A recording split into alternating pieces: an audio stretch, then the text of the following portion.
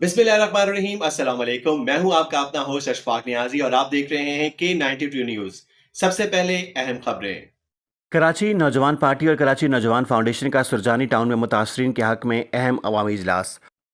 बरोज़ इतवार 24 मई कराची नौजवान पार्टी और कराची नौजवान फाउंडेशन के चेयरमैन फयाज हुसैन की क़यादत में सुरजानी टाउन में एक अहम अवामी इजलास मुनक्किद हुआ, जिसमें सुरजानी टाउन के मुतासरीन की बड़ी तादाद ने शिरकत की।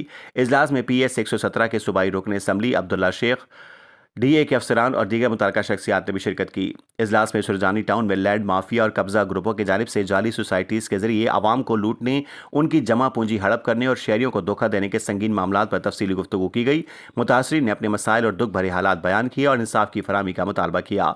इस मौके पर चेयरमैन फयाज हुसैन ने खिताब करते हुए कहा कि सुरजानी टाउन के गरीब आवाम के साथ होने वाली नाइंसाफ़ी हरगिज़ बर्दाश्त नहीं की जाएगी। इंशाअल्लाह ईद के बाद मुतल्लिका इदारे लैंड माफिया और कब्जा ग्रुपों के खिलाफ बड़ा ऑपरेशन करेंगे।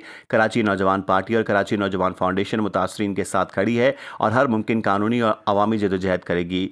उन्होंने मजीद कहा कि जिन मुतासरीन ने प्लाट्स की मद में अपनी मेहनत की कमाई और जमा पूंजी अदा की है, उनकी रकूम वापस दिलवाने के लिए भरपूर कोशिश की जाएगी और कब्जा माफिया और लैंड ग्रेबर्स को कानून के कटहरे में लाकर मुतासरीन को इंसाफ फराम किया जाएगा।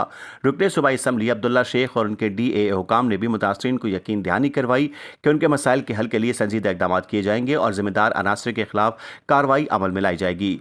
कराची नौजवान पार्टी और कराची नौजवान फाउंडेशन ने इस आज़म का अयादा किया कि वह मजलूम आवाम के हकूक़ के तहफ़्फ़ुज़, इंसाफ की फराहमी और शहरी का कराची को लैंड माफिया से पाक करने के लिए अपनी जद्दोजहद जारी रखेंगे।